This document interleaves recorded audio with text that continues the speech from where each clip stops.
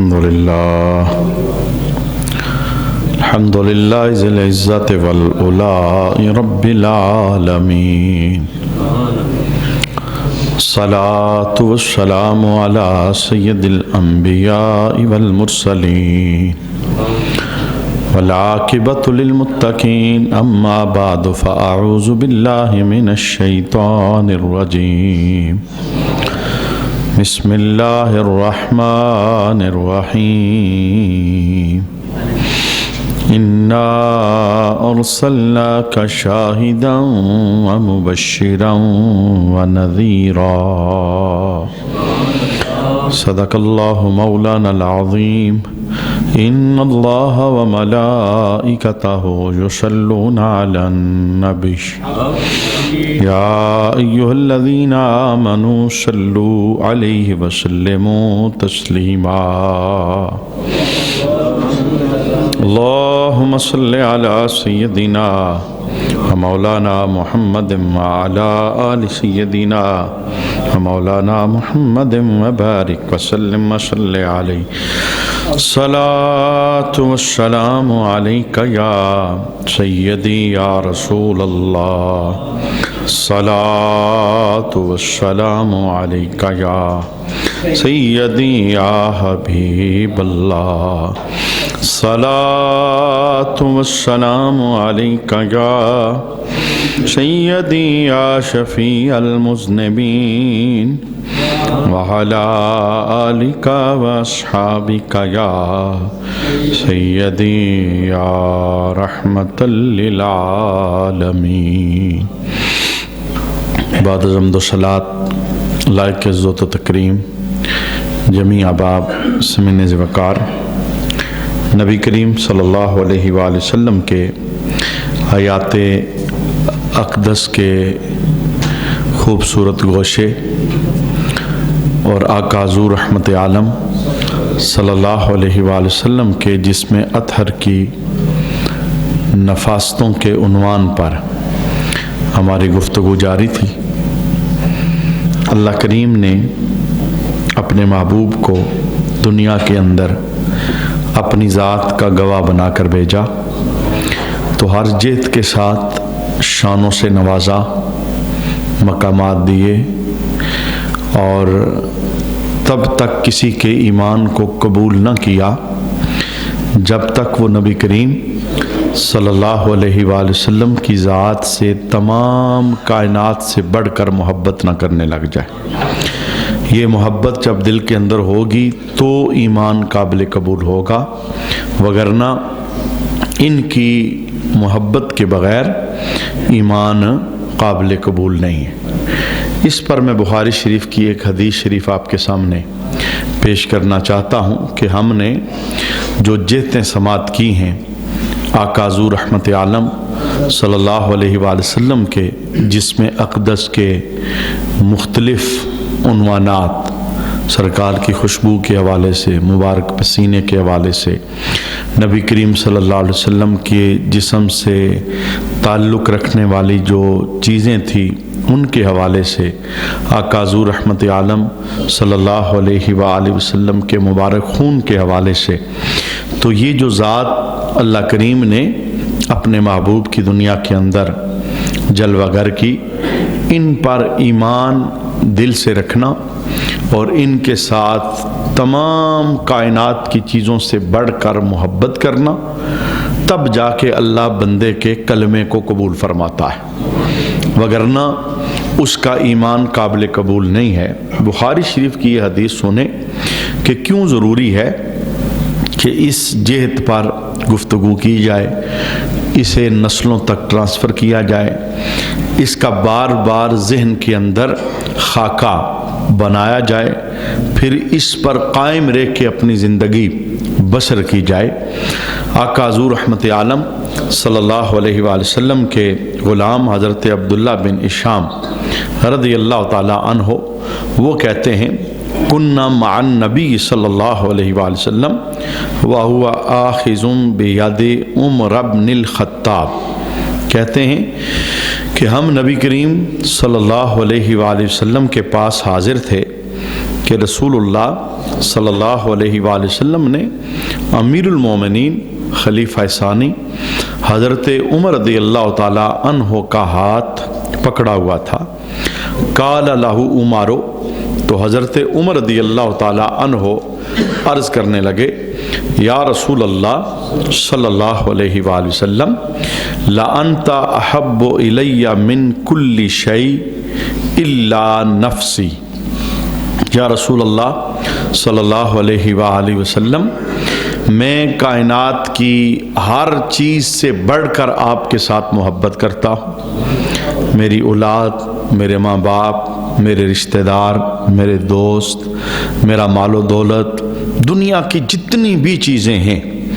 آپ نے یہ جملہ کہہ کے من کل شیء، ہر دنیا کی چیز، اس سے بڑھ کر میرے سینے کے اندر آپ کا پیار موجود ہے. الا نفسی، ہاں صرف یہ بات ہے کہ جو میری جان ہے یہ مجھے زیادہ عزیز ہے اور اس سے میں زیادہ محبت کرتا ہوں. باقی اپنی جان کے علاوہ کائنات کی ہر چیز سے بڑھ کر میں آپ کے ساتھ محبت اور پیار کرتا ہوں. یہ جناب عمر نے اس موقع پر جملہ بولا جب آقا حضور رحمت عالم صلی اللہ علیہ وآلہ وسلم نے ہاتھ ان کا پکڑا ہوا تھا. تو نبی کریم صلی اللہ علیہ وآلہ وسلم نے آگے سے جواب کیا ارشاد فرمایا.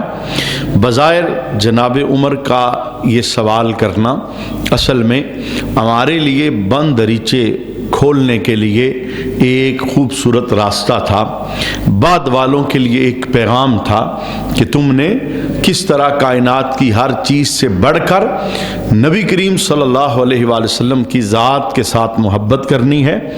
اسی محبت کی وجہ سے اللہ تمہیں ایمان کی سلامتی عطا فرمائے گا. اب آقا حضور نے آگے سے جواب کیا ارشاد فرمایا. قال النبی صلی اللہ علیہ وآلہ وسلم لا والذی نفسی بیدہ حتی اکون احب الیک من نفسک.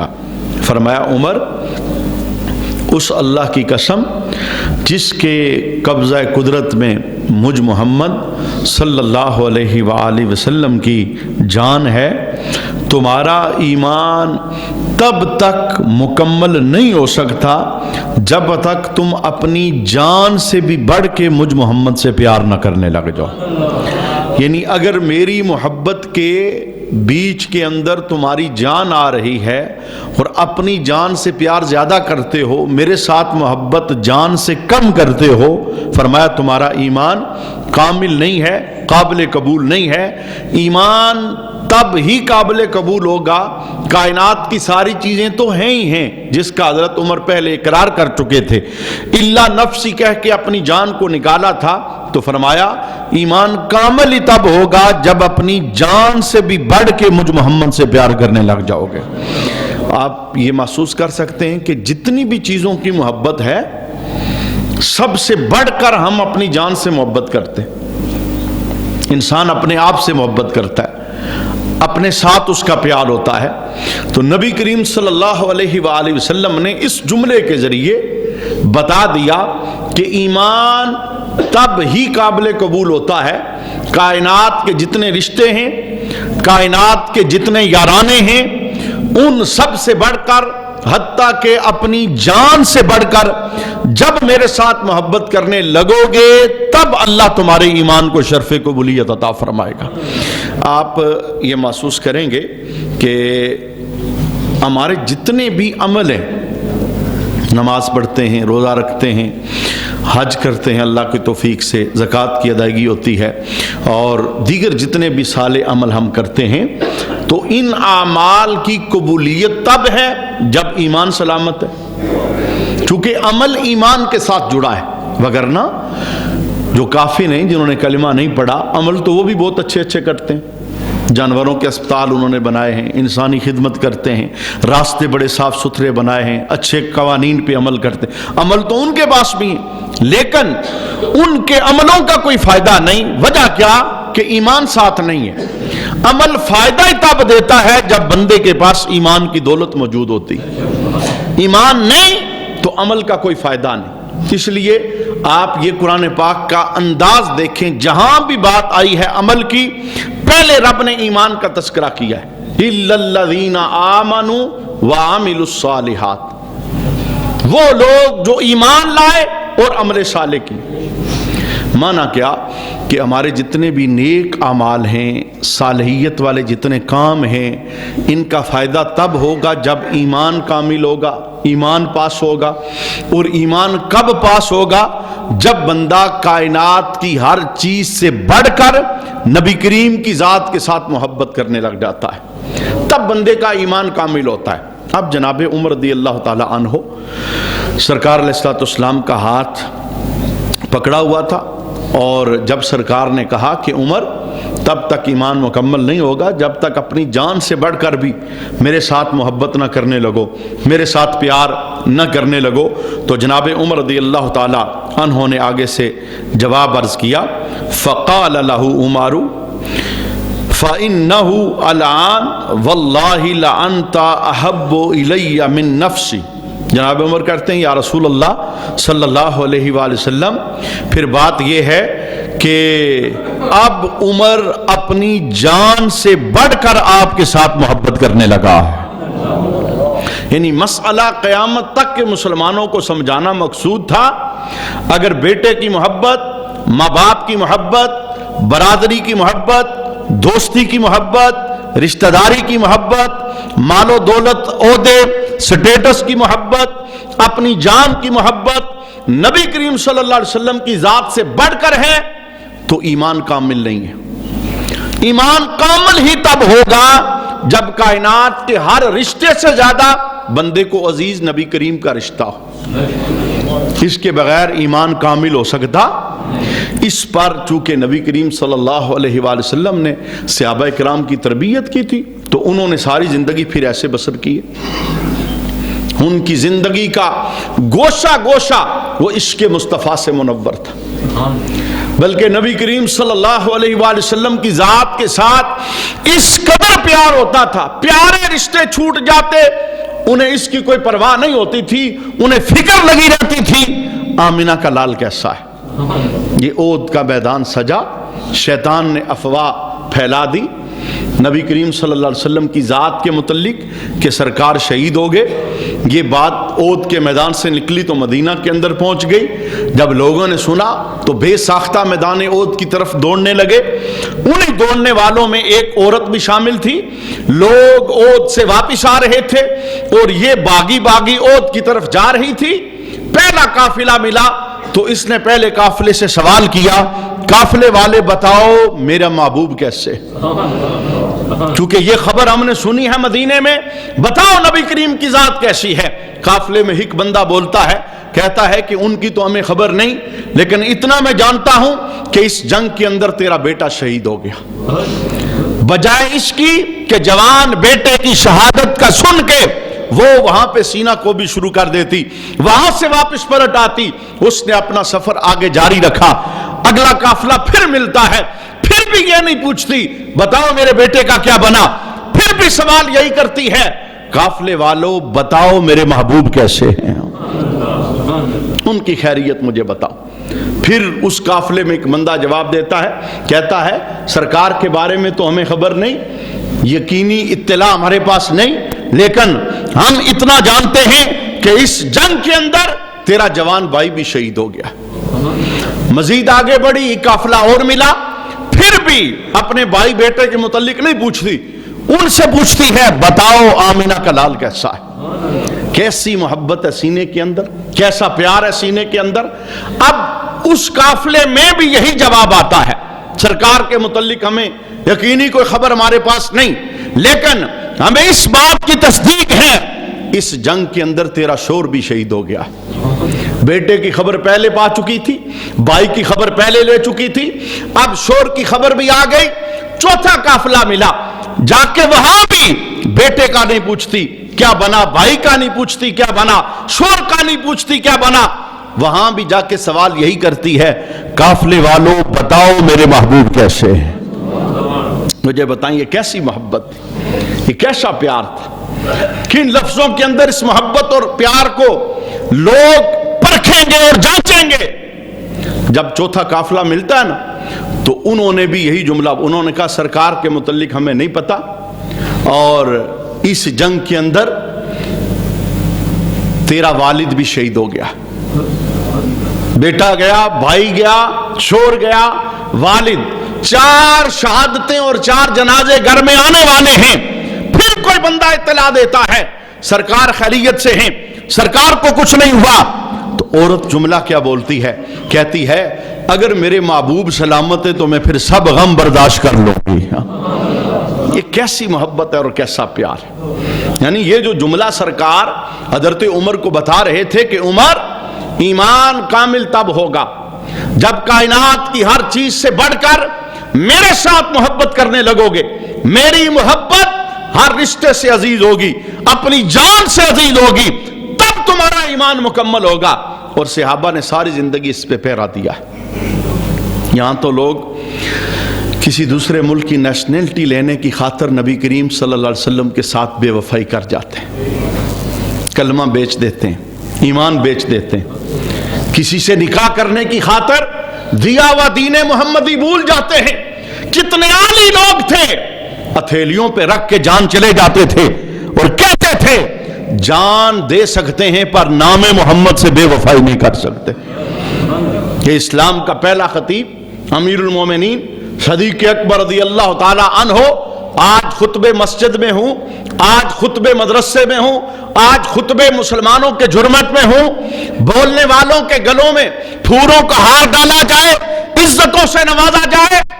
کتنا مشکل خطبہ تھا کفر کے ماحول میں دینا، ہر طرف بربریت، ہر طرف بتوں کے پجاری تھے، اور ابو بکر صدیق رضی اللہ تعالی عنہ جب خطبہ سین حرم کے پاس دینے کے لیے کھڑے ہوئے، آپ حیران ہو جائیں گے کہ آپ کو جواب کیا ملا۔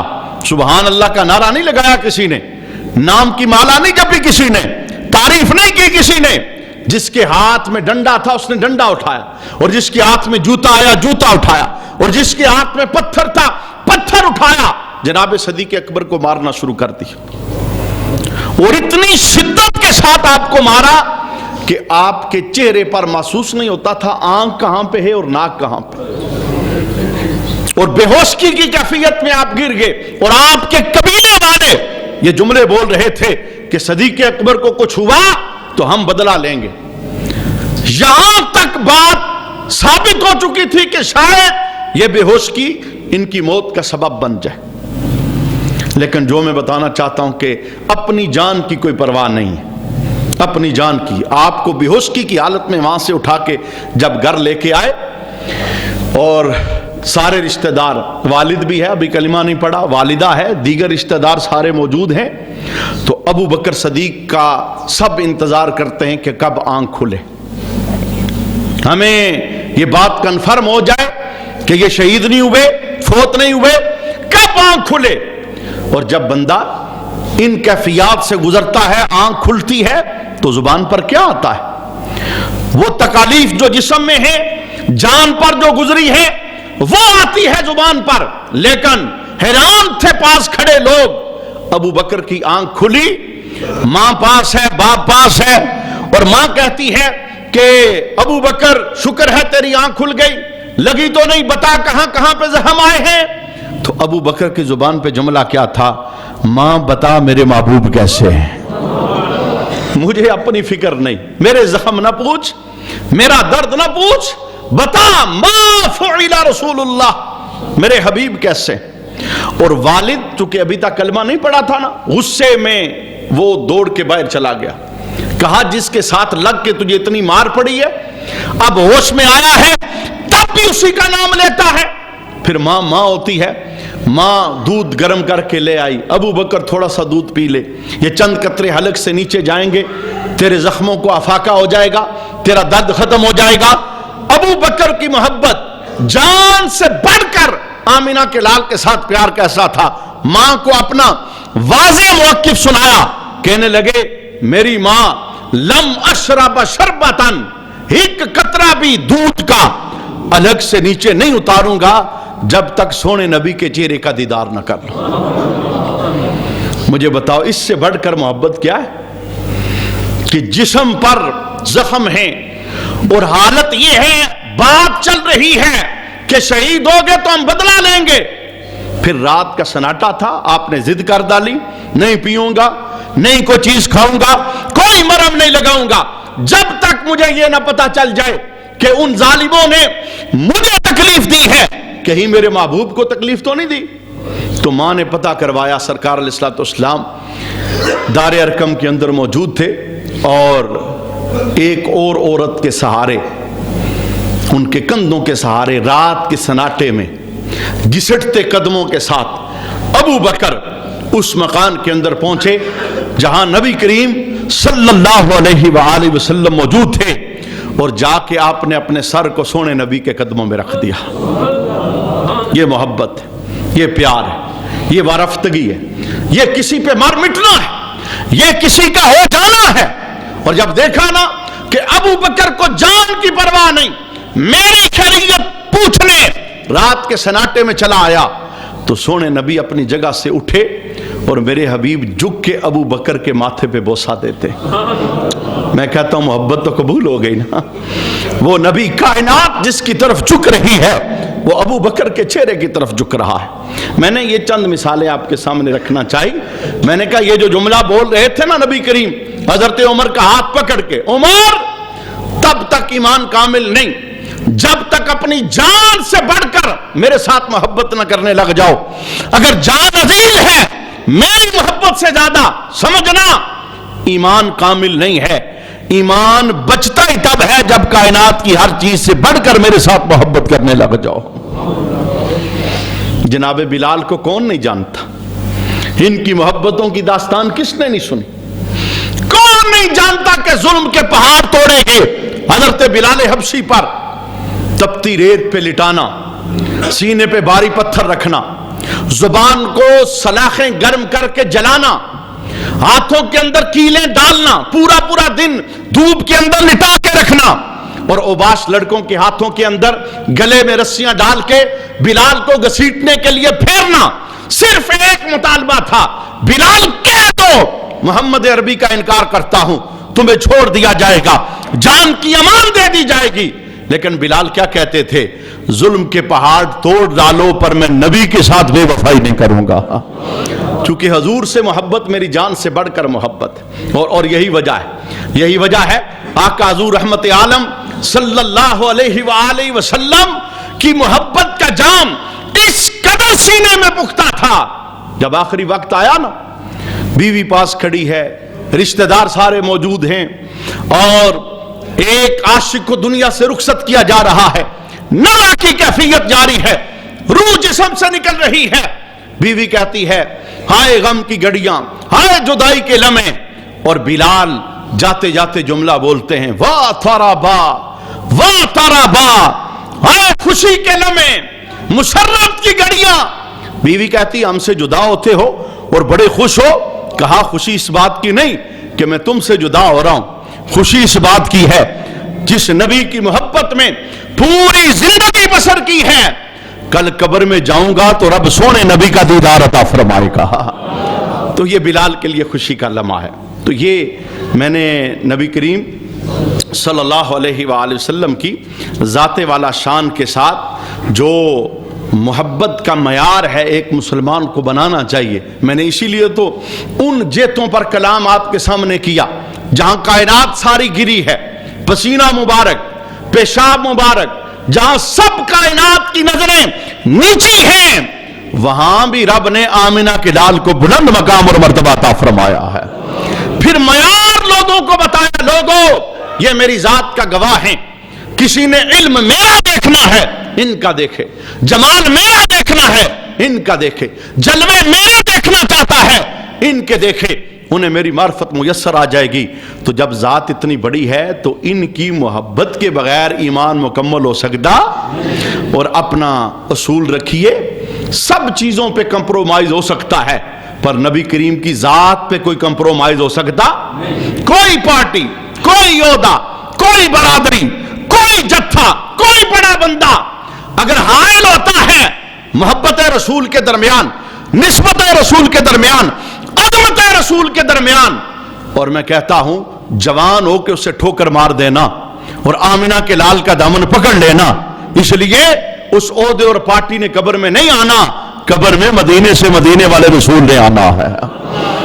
ان کے ساتھ ہماری نسبت مستحکم ہونی چاہیے اور مضبوط ہونی چاہیے۔ اچھا آئیے میں ایک اور جیت آپ کے سامنے بیان کرنا چاہتا ہوں کہ نبی کریم صلی اللہ علیہ وآلہ وسلم کو اللہ کریم نے جو عظمتیں عطا فرمائی ہیں ہر جیت کے ساتھ، یعنی آپ کی زندگی کی کسی جیت کو آپ لے لو وہاں سرکار آپ کو بلندی نظر آئیں گے، اونچے نظر آئیں گے، کائنات میں کوئی آپ کا ہمسر نظر نہیں آئے گا، برابر نظر نہیں آئے گا۔ اچھا جو عمل ہے نا نیک عمل، جیسے ہم نماز پڑھتے ہیں تو سرکار بھی پڑھتے تھے، ہم روزہ رکھتے ہیں تو حضور بھی رکھتے تھے، ایسے ہی جتنے صالح عمل ہیں ہم کرتے ہیں تو نبی کریم صلی اللہ علیہ وآلہ وسلم بھی کیا کرتے تھے۔ لیکن یہ کسی کے ذہن کے اندر نہ آئے، ہم میں سے کسی کی عمر ہو جائے 120 سال تو نبی محترم کی عمر تھی 63 سال، تو اب سرکار نے 63 سالہ زندگی میں جو نمازیں پڑھی تو ہماری ہیں 100 سال کی نمازیں اور ان کی 63 سال کی نمازیں، ہماری نمازوں کی تعداد زیادہ ہے، تعداد زیادہ ہو سکتی ہے پر مرتبہ زیادہ ہو سکتا نہیں۔ یہ ایک عبادت کی جیت ہے، اور اس طرح کے بھی لوگ گمراہ اس دور کے اندر پیدا ہوئے جنہوں نے مقابلے لگائے، کہا نبی کریم نے تو اتنے حج کیے تھے، آج ایک امتی نے 50 حج کر لیے، وہ اجر میں آگے چلا گیا، وہ عمل میں آگے چلا گیا۔ میں یہ بتانا چاہتا ہوں امتی پوری زندگی ایک قدم پہ کھڑا ہو کے عبادتیں کرتا رہے، میرے نبی کے ایک لمحے کا مقابلہ نہیں کر سکتا۔ یہ تعلیم حدیث سے ہے۔ میں آئیے ذرا حدیث آپ کو بتانا چاہتا ہوں۔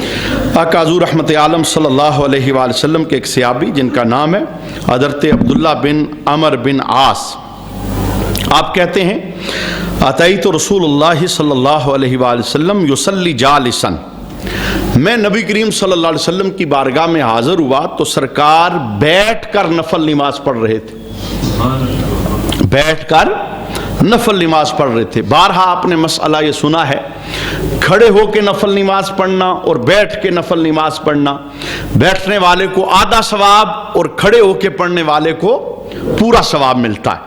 یہ جو قاعدہ کلیہ ہے یہ حدیث کے اندر بیان۔ اب صحابی نے جب دیکھا کہ نبی کریم صلی اللہ علیہ وسلم بیٹھ کے پڑھ رہے ہیں تو انہوں نے سرکار کے سلام پھیرنے کے بعد ایک سوال کیا۔ سوال کیا تھا؟ عرض کرتے ہیں یا رسول اللہ صلی اللہ علیہ وسلم حدثت یا رسول اللہ صلی اللہ علیہ وآلہ وسلم انکا قلتا صلاۃ الرجل قاعدا علی نصف الصلاۃ، یا رسول اللہ صلی اللہ علیہ وسلم ہم نے آپ سے حدیث سنی ہے کہ جو بندہ بیٹھ کے نفل پڑھتا ہے اسے کھڑا ہونے والے کے مقابلے میں آدھا ثواب ملتا ہے۔ تو سرکار میں نے دیکھا کہ آپ ابھی بیٹھ کے پڑھ رہے تھے، تو آپ کا ثواب کیا آدھا ثواب ہے کھڑے ہونے والے کے مقابلے میں؟ میں کہتا ہوں قربان جاؤں صحابہ کے انداز سوال پر، وہ سوال کرتے تھے پوری امت کا بھلا ہو جاتا تھا۔ ہمیں سمجھانے کے لیے، ہمارے تک پیغام پہنچانے کے لیے اب سوال ہو رہا ہے، حضور آپ بیٹھ کے نفل پڑھ رہے ہیں اور بیٹھ کے نفل پڑھنے پر آدھا اجر ملتا ہے کھڑے ہونے والے کے مقابلے میں، یہ حدیث ہم نے آپ سے سنی ہے، تو آپ بیٹھ کے پڑھتے ہیں تو بتائیں اس میں کیا حکمت ہے؟ تو میرے محبوب نے جو جملہ بولا وہ جملہ کیا تھا؟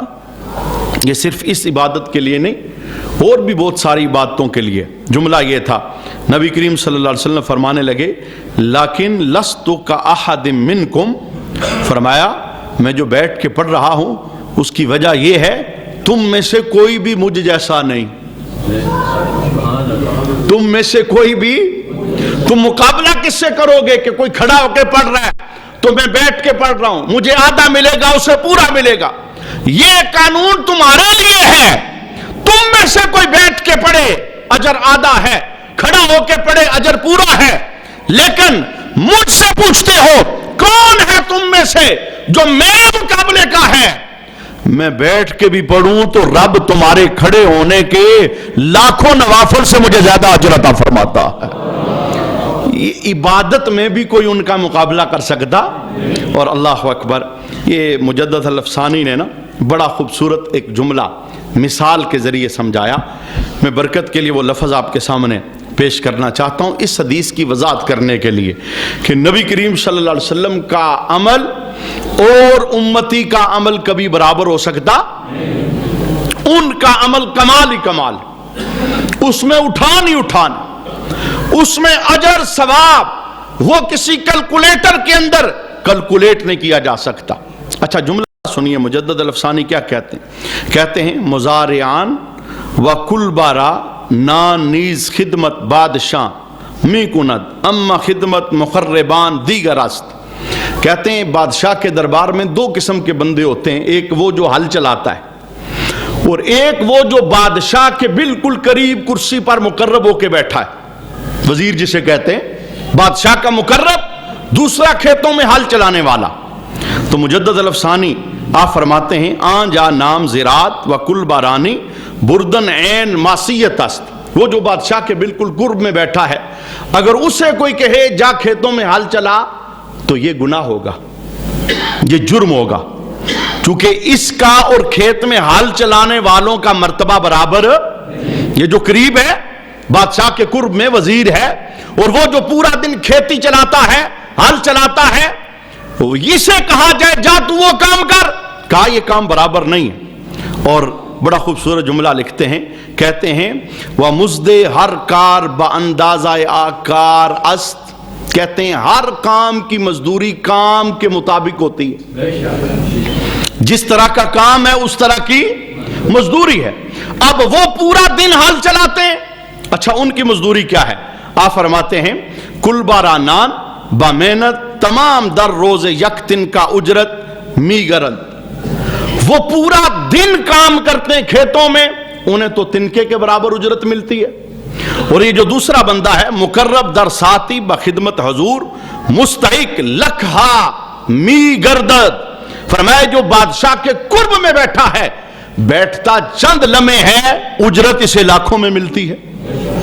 इनका मुकाबला आपस में, काम दोनों बादशाह की खिदमत क्या करते हैं। वो जो हल चलाता है वो भी बादशाह की खिदमत कर रहा है, ये जो मुकर्रब है ये भी बादशाह की खिदमत कर रहा है। मुजद्दद अल-अफ़सानी ये जुमला बोलने के बाद कहते हैं देखो हम रब के दरबार में सारे मज़ारे हैं हल चलाने वाले, हम काम करें तो हमारी इबादत के मुताबिक हमें अजर मिलेगा। और नबी करीम कुर्ब वाली कुर्सी पर रब के पास बैठे हुए, वो अल्लाह की सल्तनत के वजीर आज़म हैं, हम पूरी जिंदगी अमल करें, उनके एक अमल का भी मुकाबला। मैं बल्कि यूं कहना चाहता हूं, मैं कहता हूं वो तो वो हैं जिन्होंने ईमान की हालत में उनका चेहरा देख के सहाबियत का रुतबा हासिल किया है। वो अगर सो जाएं हम सारी जिंदगी अमल करें तो हम उनका मुकाबला कर सकते। तो आपने देखा कि अमल में भी कोई नबी करीम सल्लल्लाहु अलैहि वसल्लम के मुकाबले का, सरकार ने खुद कहा मेरे साथ यूं अमाल ना तोल, तुम में से कोई ऐसा नहीं जो मेरा मुकाबला कर सके, मेरा अमल और है और तुम्हारा अमल और है। इंशाअल्लाह मजीद इस उन्वान को हम आगे बढ़ाएंगे।